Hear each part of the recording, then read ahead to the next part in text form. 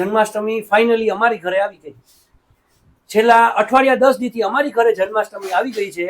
વાલીને બાયણે જવાના નવા ફેન ફતુરને નવા કઈ ને કઈ ટૂંકા કરે છે કે હવે આપણે અહીંયા જાય ને અહીંયા જાય ને ખરેખર કઈ ખોટું નથી. 4 દિવસ ખાલી કીધું કે સિનાજી જવું છે એમાંય તમે મને આવી રીતે કરો છો. પણ નાથદ્વારામાં 4 દિનની ક્યાં જરૂર છે? આપણે એક દીમાં ઝાંકી કરીને પાછા આવી પણ ત્યાંથી કાકરોલી છે, પછી ઓલો હલ્દીઘાટના પર્વતના ડુંગરની વચ્ચે જવાનું ઈ છે, હા. પછી ઓલું છે ઉદયપુરનો મહેલ છે, ઘણું બધું છે ત્યાં. આપણે ત્યાં બધે તો જઈ આવ્યા છે. આ વખતે નવા લોકેશનમાં જવાય ને, જે ખર્ચો ઓછો થાય. હવે તો મોટી થાય, હવે ગઈ જ નથી. પણ તે મહેલની એવડો જ છે કે મહેલ નથી મોટો થયો તારી યારે. આ લોકોનું જોવે, આ લોકોને રજા છે, આ લોકો શું કરશે ઘરે? મેં જોયો જ નથી ત્યાંનો મેલ. હું તને મહેલ અહીંયા બતાવીશ. પણ ત્યાં જવું હોય તો પણ હું તને અહીંયા બતાવું તો ના, અમારે ત્યાંનો જોવો તો ના પણ હું અને તને ઈ પણ રસ્તામાં છે ને રાજસ્થાન આવે છે, પેલા રાજસ્થાન ખાતું જવાય, પછી આગળ જવાય.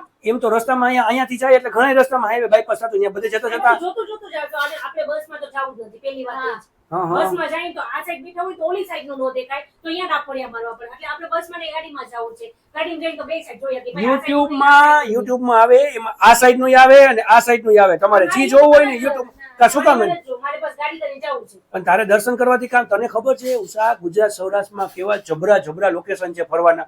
એટલે તમારે મને આ નથી લઈ જવું. આપણે કોઈ દિવસ ગુજરાત સૌરાષ્ટ્રમાં ફર્યા છીએ? ના.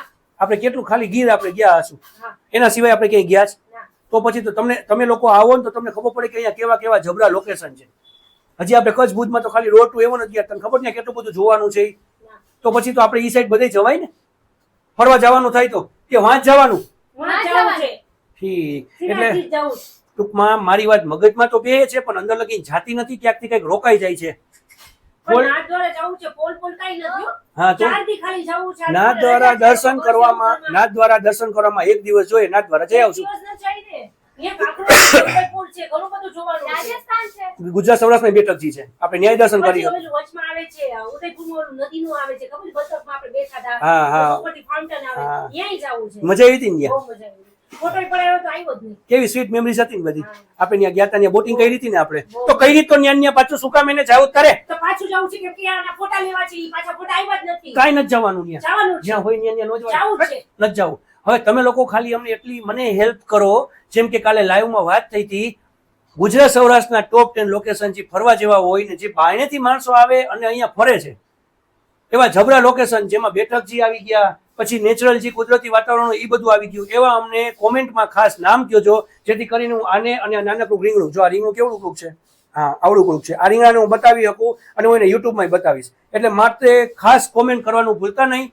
ત્યાં સુધી હું આ લોકોને મનાવી લઉં. નવા વિડીયો સુધી બધાને જય શ્રી કૃષ્ણ. કોમેન્ટ ખાસ કરજો, ભૂલતા નહીં. બાય. આ તો બાય નહીં, બાય કે Bye. જય શ્રી કૃષ્ણ. જય શ્રી કૃષ્ણ.